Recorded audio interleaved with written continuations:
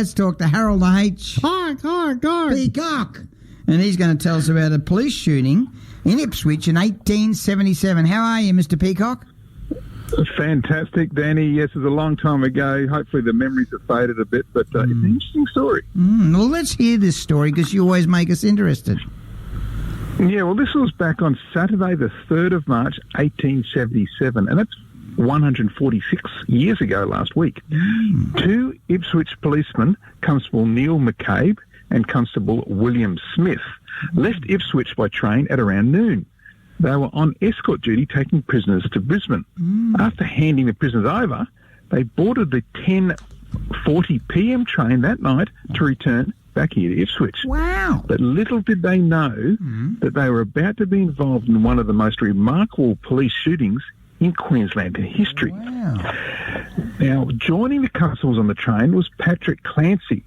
Now, he was a station master in Brisbane, and he was returning home to his wife Kate in Ipswich, and was very familiar with the revolvers that both constables carried, because he was a lieutenant in the Queensland Volunteer Rifles. All right. And a few years after this event that was about to unfold, his body was found near Caloundra after decomposing for a month. Wow. Now, in the same carriage as the constables was Alexander Patterson.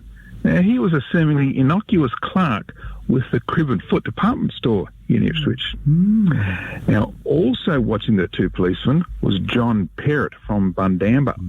Perrott was a Westmoreton Shire councillor and came from an old pioneering family. You might remember, or you might recognise Perrott's Hill at Bundamba. That's named after his father. Oh, get out. Then there was James Payne.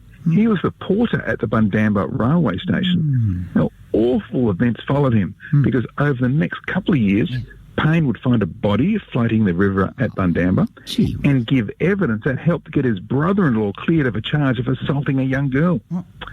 But anyway, back to the train. You see, shortly before reaching Oxley Station, a dispute arose between the two constables over a pair of canvas slippers. Wow. McCabe picked them up to look at them. Yes. Smith snatched them from him. McCabe took them back. The slippers changed hands like this another 2 or 3 times, with McCabe maintaining that he had them first.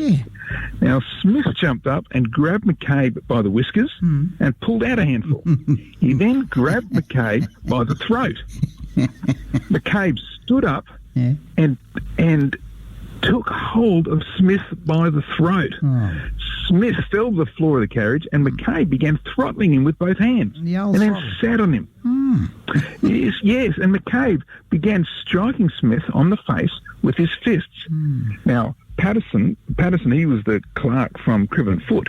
He entered the fray and tried to pacify McCabe, but McCabe just continued punching Smith. Now, McCabe then stood up and twice tried to stamp on Smith's face. By this time, the quarrel between the two constables over the slippers had been going on for 5 or 6 minutes. That's when Smith, while lying on his back on the floor, fired a shot from his revolver. The bullet struck McCabe in the arm between the elbow and the shoulder.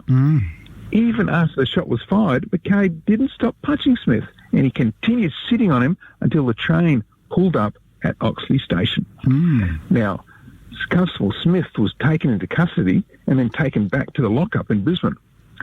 Constable McCabe, however, before being taken to the Ipswich Hospital, he was dropped off at the Commercial Hotel in Ipswich, where probably needed a drink, because that's where he was examined by Dr. Donald Gunn, who was one of the earliest doctors in Westmoreton, and his stepdaughter, is interesting, was said to be a descendant of Sir Francis Drake. Wow. Anyway, this most extraordinary police shooting, of course, went to court, where Smith was charged with shooting with intent to do grievous bodily harm.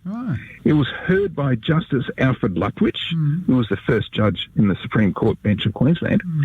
Smith's defence was simply, I shot him because he was trying to choke me. Now, after just 10 minutes, the jury returned a verdict of not guilty. Justice Lutwich remarked that Smith had a very merciful jury. And Danny, there was no report about what actually happened to the slippers. Wow. So this police shooting 146 years ago, a policeman was shot. Nothing came of it, and the slippers disappeared. Well, what in the hell was so good about the stinking slippers? They were like those moccasins. Well, I don't know, but there was a lot of entertainment on the train that night anyway. Yeah, and he shot him. Imagine in those days, they would have been just basically good first aiders. You know, bloke's he probably shattered a bone, the humerus, and he got shot in the arm. Yeah, and there was a lot of blood pouring out, but he stopped at the pub before the hospital, so that was okay. I reckon the clerk from Crib and Foot got these slippers. Yeah, that makes sense. Well, we'll have to get on to Ian Levers, the president of the Queensland Police Union, who listens to the program, and Jack Sim to keep investigating because we want to find those slippers. Yes. Jack has murder hammers and that kind of stuff. He might have those slippers. He might be wearing them right now with his dressing gown. With a big grin on his face. Yes, saying those idiots, I've had them for years. Now, how do we find out about this story? Yes, it's uploaded every Sunday morning on historyouthere.com. And get on there and put down and download something with the ark, and give us a peacock. And we might have a good prize, maybe. Good on you. Maybe even a pair of slippers. A pair of slippers. Good on you. Lovely talking to Harold the H. Peacock here on West Bremer Radio, historyouthere.com. It's 8:20.